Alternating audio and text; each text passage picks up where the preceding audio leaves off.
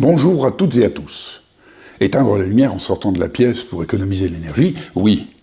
Mais si les 10% les plus fortunés qui émettent déjà 50% des pollutions s'adonnent en plus au tourisme spatial et consomment sans compter, chacun doit faire sa part. Il faut absolument dissuader les hyper-riches de tant polluer et les faire contribuer à la transition verte en finançant l'économie sociale et solidaire qui invente l'économie du futur, en finançant les services sociaux, l'hôpital, l'éducation, les transports publics, l'habitat, l'aide à la personne et tous les impératifs sociaux. Mais où trouver l'argent ? Dans la poche de ceux qui polluent le plus. C'est simple. Même un enfant comprend que si ses bonbons préférés à 10 € passent à 12 € et qu'il ne peut pas payer plus, il ne pourra plus les acheter. Il comprend aussi que si on lui donne les 2 € qui lui manquent, il pourra acheter les bonbons. Même si c'est le président de la République qui lui prête les 2 € et que le commerçant doit les lui rendre après avoir vendu les bonbons. Au final, il paie 10 € comme avant, le commerçant gagne toujours 10 € et le président récupère les 2 €. Ça ne change rien. Alors à quoi ça sert ? Avec ce principe, on augmente la taxe sur les carburants pour ceux qui peuvent payer, mais pas pour ceux qui n'en ont pas les moyens. On évite le mouvement des gilets jaunes et on remplit les caisses de l'État. En avançant en début de mois le surcoût de la taxe à qui ne peut pas payer plus, on lui permet de faire son plein et il restitue la somme à l'État. Ça ne coûte rien à l'État, personne n'est privé, pas de révolte sociale, pas de gel de la taxe. En aidant à chaque nouvelle augmentation ceux qui, à leur tour, ne peuvent plus payer, on peut augmenter la taxe à l'infini sans révolte sociale. On augmente le prix sans cesse, jusqu'à dissuader de surconsommer même les hyper-riches qui émettent 50% des pollutions sans priver personne. Ça marche surtout, imaginez les rentrées fiscales. Ne pas dissuader les hyper-riches de tant polluer, c'est la certitude d'échouer. Mais ça sert à quoi d'être riche si on ne peut plus surconsommer pour se faire plaisir ? Oui, mais ça sert à quoi de surconsommer si c'est du suicide ? Mieux vaut sortir du capitalisme. On dissuade d'autant plus la surconsommation qu'elle est abusive. On paye plus seulement si on pollue plus. Quoi de plus équitable ? On réduit la fracture sociale économique et on se donne des moyens financiers colossaux pour financer la transition verte. Quoi de plus efficace ? C'est le principe de la dissuasion incitative. Pourquoi nos dirigeants ne l'appliquent-ils pas ? On combine une taxe avec une aide à la consommation. Rien de nouveau. À la veille des présidentielles, ils ont compris que, pour apaiser la révolte sociale, il faut venir en aide aux plus démunis. Et ils prévoyaient de leur octroyer une aide à la consommation, comme le préconise la dissuasion incitative, mais seulement de 100 €. C'est donc possible de faire ce que dit la dissuasion incitative.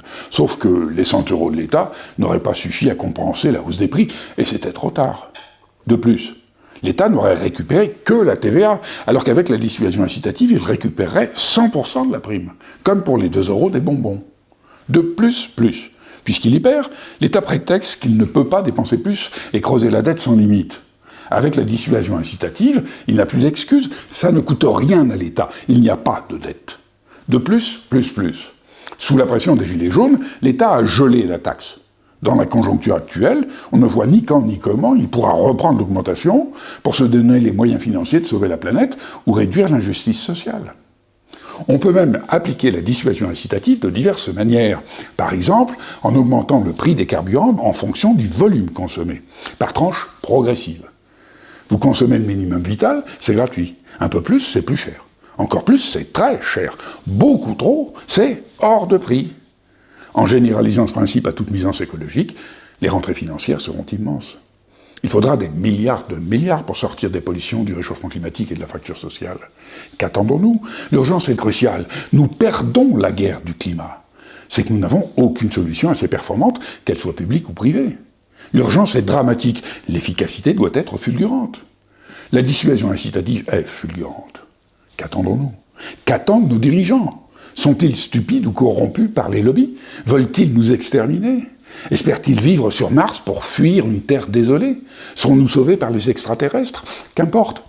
Nous savons que la solution existe et que ceux qui nous dirigent ne bousculeront pas un système dont ils tirent leur pouvoir. C'est à nous de l'imposer. Contrairement à toute autre proposition, la dissuasion incitative ne s'oppose à personne et veut le bien de tous. Elle n'en veut pas aux riches, mais aux pollueurs. Un riche qui ne polluerait pas ne serait pas taxé.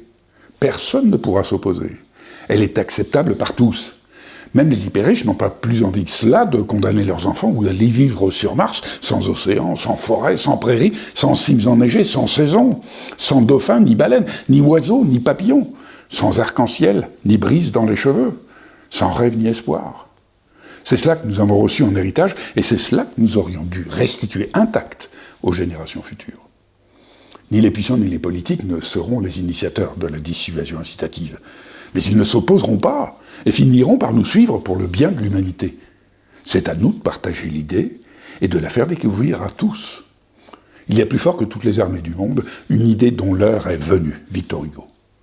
Vous comprenez qu'il faut absolument dissuader les plus fortunés de temps polluer, que rien d'autre ne suffira, que nos politiques ne porteront pas à l'idée. Alors qu'attendons-nous ? Qu'attendez-vous ? Nous en sommes d'accord, c'est la seule solution. Si vous militez pour une autre cause qui n'agit pas sur les pollutions des hyper-riches ni leur contribution à la transition, rien ne vous empêche de militer aussi pour la dissuasion incitative et de la faire découvrir autour de vous. Pourquoi s'étonner que nos dirigeants ne portent pas l'idée si nous-mêmes n'agissons pas pour notre propre avenir ? La solution est là, à nous de décider. Une idée méconnue n'a aucune chance de voir le jour. Et il suffit de 5% d'une population pour en faire basculer l'opinion. Partageons l'idée. Il est déjà presque trop tard. À vous de voir. Bel avenir à toutes et à tous. C'est à nous de le construire.